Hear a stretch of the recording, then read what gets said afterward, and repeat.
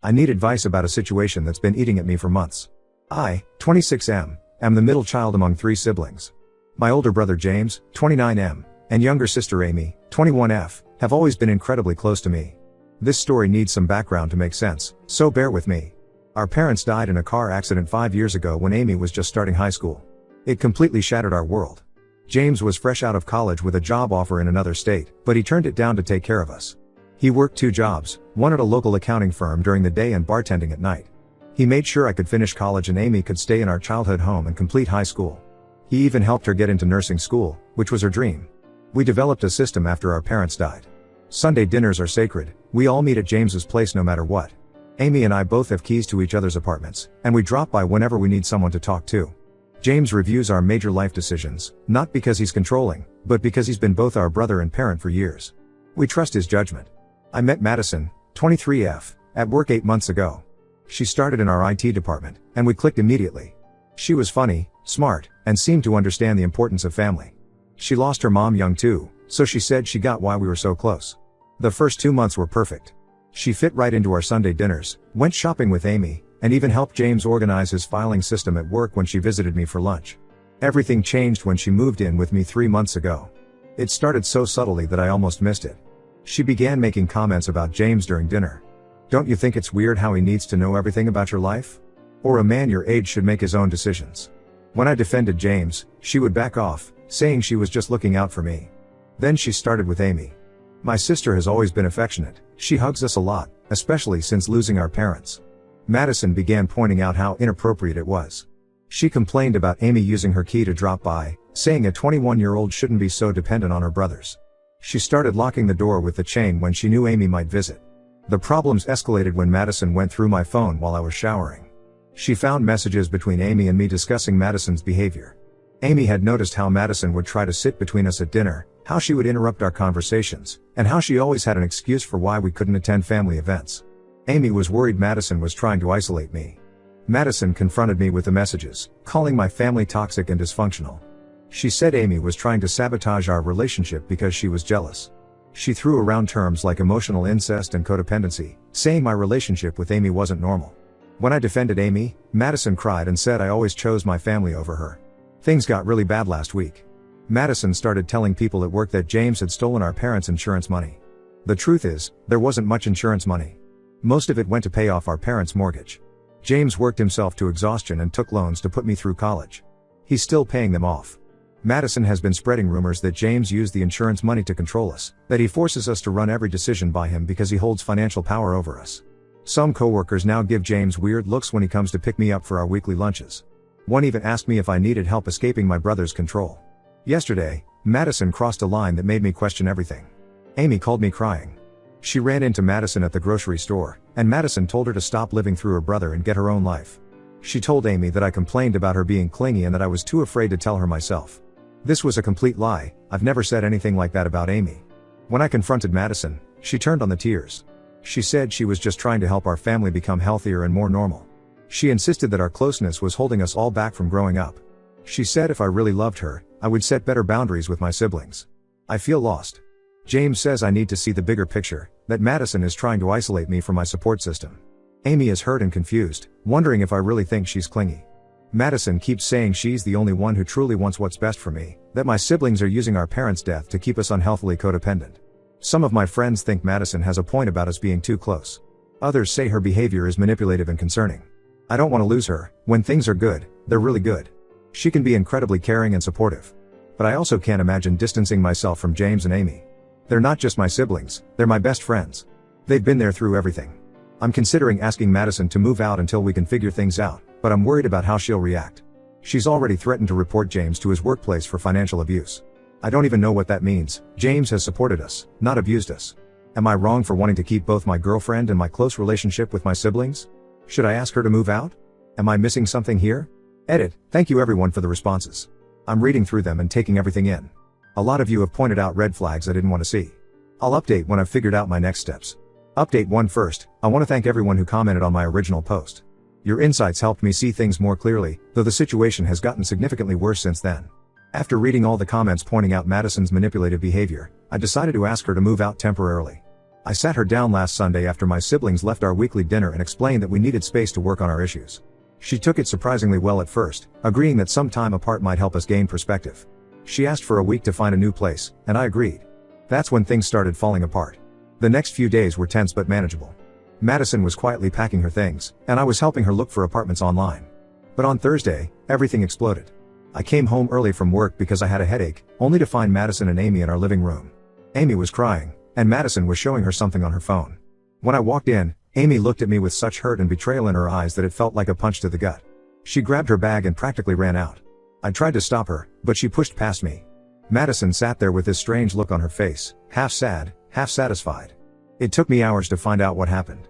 Madison had shown Amy Instagram messages that made it look like I had been complaining about her to Madison for months. The messages showed me saying things like Amy needs to get her own life and I'm tired of her clinging to me and even sometimes I wish she would just leave me alone.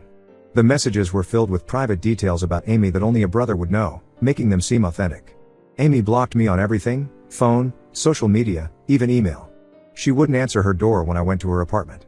James tried to talk to her, but she was devastated, convinced that I had betrayed her trust.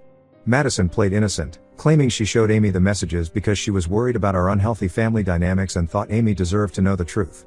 I knew I never sent those messages. When I confronted Madison, she broke down crying, admitting she had created fake screenshots. She claimed she did it because she felt threatened by my relationship with Amy and was scared of losing me. She promised to tell Amy the truth, but instead, she sent Amy more messages, saying I was trying to blame her for messages I had actually sent.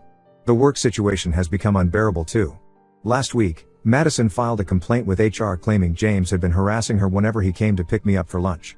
She said he would make threatening comments and follow her around the building. HR had to launch a formal investigation. James had to provide security camera footage, witness statements, and evidence of his whereabouts during all the times Madison claimed he harassed her. He was humiliated and angry, not at me, but at the whole situation. The truth finally came out when I found Madison's burner phone hidden in her sock drawer while helping her pack. She had been using it to create multiple fake profiles to send threatening messages to herself, making them look like they were from James and Amy. She would show these messages to our coworkers and friends as proof that my family was harassing her for trying to help me break free from their control. One message supposedly from James threatened to ruin her life for trying to help me. Another, allegedly from Amy, warned her to stay away from my brother or else. Madison had been showing these messages to everyone who would listen, painting herself as the victim of my cruel, controlling family. I've documented everything, the burner phone, the fake profiles, the manufactured Instagram messages. I'm moving all her things into storage tomorrow and changing my locks. James is talking to his lawyer about a defamation suit. We have enough evidence now to prove she manufactured the harassment claims. The worst part of all this is Amy. She still won't talk to me. Those fake messages hit her where she was most vulnerable. She's always been sensitive about being the baby of the family, about whether she relies on us too much. Madison knew this from all our family discussions and used it against her perfectly. James is trying to help me fix things with Amy, showing her evidence of Madison's deceptions, but Amy needs time. She said even if the messages were fake, the fact that I let Madison treat her badly for months was real. I feel like an idiot for not seeing the signs earlier. All of you who commented on my first post were right. Madison wasn't just trying to create boundaries, she was systematically trying to destroy my relationship with my siblings. I just hope I haven't lost my sister's trust forever because I was too blind to see what was happening. I'll update again when there's more to share.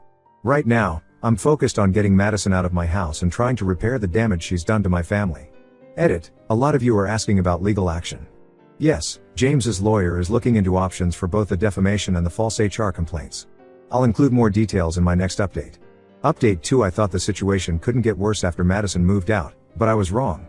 The past month has revealed layers of manipulation I never could have imagined.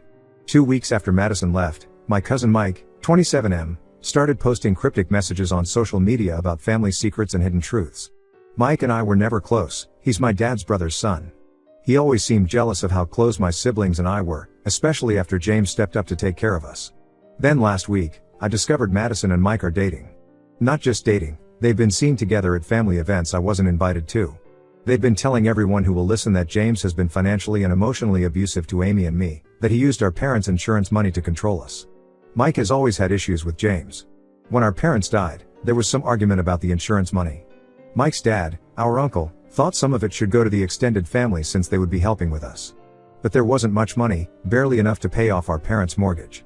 James showed everyone the paperwork back then, proving where every penny went. The truth came out in the most unexpected way. Madison and Mike attended my aunt's birthday party last weekend. I wasn't there, but my cousin Lisa, Mike's sister, was.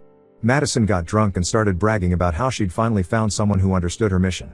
Lisa recorded the whole conversation on her phone. In the recording, Madison admitted she'd made up everything about James. She confessed that she targeted our family because she was jealous of our closeness. Then she revealed something that made my blood run cold. This wasn't the first time she'd done this. Madison had manipulated and broken up her previous boyfriend's family too. She admitted to methodically isolating him from his sisters by creating fake evidence of family drama. Her own family had disowned her for stealing from them and trying to turn her siblings against each other. She laughed about how easy it was to manipulate people when you know their weak points. But the most shocking part was learning that Madison and Mike had been working together for months before she even met me. They met at a bar where Mike was venting about how unfair it was that James controlled our parents' money. Madison saw an opportunity. They planned everything. She would get a job at my company, get close to me, and then systematically destroy my relationship with my siblings. Mike thought if he could prove James had mishandled the insurance money, he could claim some of it. Lisa sent the recording to James. She also revealed that Mike had been telling the extended family that James forced Amy to become a nurse so he could control her career. In reality, Amy had wanted to be a nurse since she was 12. She has our mom's old nursing textbooks displayed in her apartment. When confronted with the recording, Mike tried to claim Madison was lying because she was drunk.